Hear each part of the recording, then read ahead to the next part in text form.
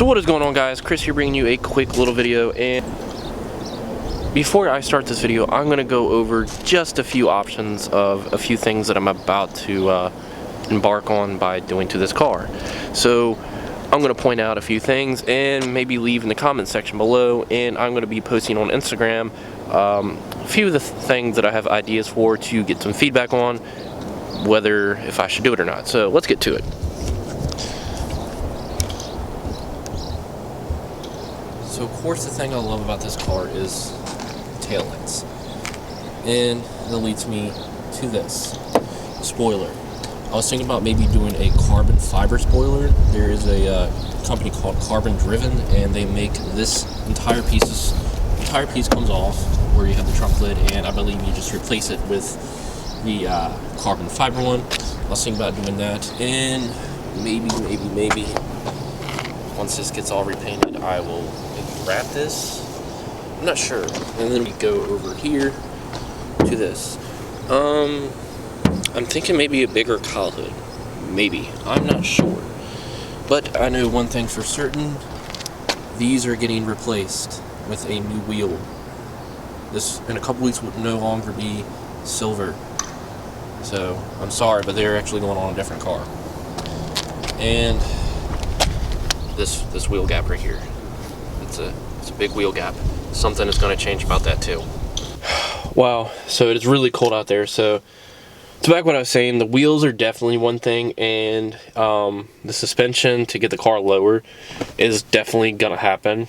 But I'm going to be posting that. But another thing is that I think I'm going to do that I used to have was retrofitted headlights. Now, retrofitted headlights is where you take the stock housing of whatever headlights you have in the Mustang, and you put a better projector in. Like if you see the new Audis and BMWs or Mercedes, how their lights are, you know, they're not like crappy like the 99 to 04s, like even the newer Mustangs. It's like a projector lens like that. It looks really clean, and you can do like different halo. You can do a lot of stuff with them. A lot of people make them. There's like SW Lights, HID guys. I don't know if they're still around or not.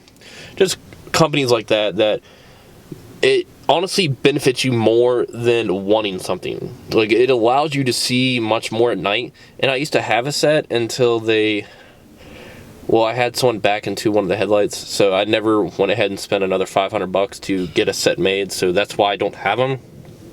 But I think I'm gonna go ahead and pull the trigger on it and get that. So it's like, do I want to get the carbon fiber spoiler first, or do I want to get the headlights? I'm thinking headlights, because I'm not gonna sell the stock spoiler, but I think that the spoiler is something that can wait a little longer. It's waited like 2 years. And sorry, I've been like kind of sick, so that's why I haven't made a video. So I'm kind of like getting over being sick. So if I'm talking like kind of weird, if it sounds weird, I apologize about that. But the main purpose of this video was, besides pointing out what I'm going to do to the car, because I'm always doing that in a video, I did want to say, I wanted to I guess say a positive thing and the negative thing about having a Coyote swapped car.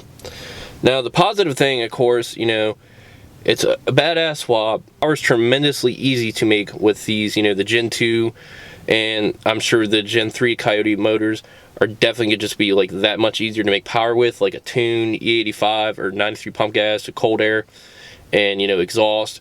Easy to get numbers, run it down the track, stuff like that, like you've been seeing.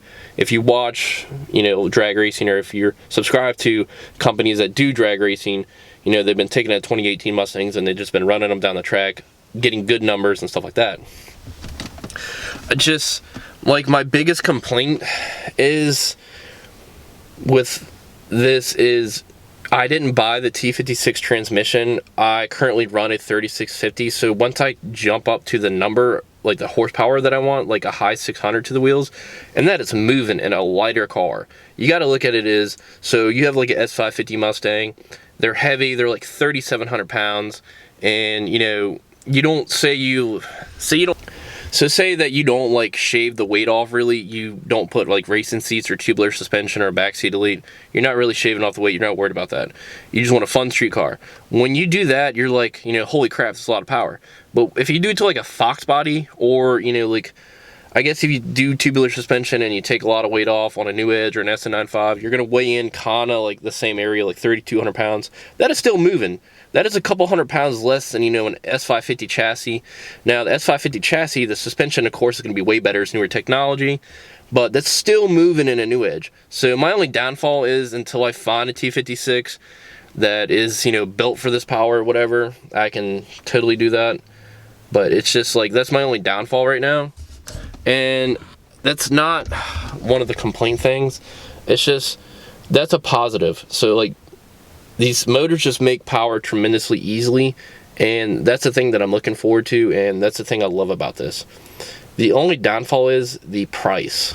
So when it comes to, I don't want to say like anything like New Edge body-wise has always been cheap. No, you can get stuff cheaper and you can find it easier. That's not a negative, that's more of a positive. But when it comes to, like, if I want to do something to the motor or something, it comes at a price point. Custom work to, like, be able to do certain things, fit certain things into this area under the hood, you know, is my hood going to clear? I got to worry about stuff like that. The swap was, you know, pricey at its point, but it was worth it in my opinion. I know there's people out there that, you know, say, oh, you could take in your money and have done this or done that. But in the end, it's my money, so... But that's just my only really negative complaint about doing these swaps is you have to, it's more custom than just slapping something on. Say you owned a 2017 and you just threw a Whipple on. You really have to do, I don't think you have to do any custom fabbing. Same with like a Pro Charge or something like that. And if this was a stock engine and it was made for the 99-204, you know, you really wouldn't have to do anything. But since I have a different motor and stuff like that, there's just a lot of custom work that goes into, you know, fabbing something up to make it work. That's the only negative thing.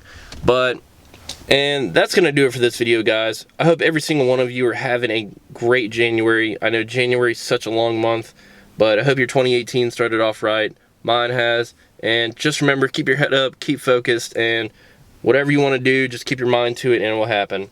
I will catch you guys in the next video. Make sure to subscribe, hit that like button, and if you're new to the channel, look around, leave a thumbs up, leave a comment, whatever. Have a great one.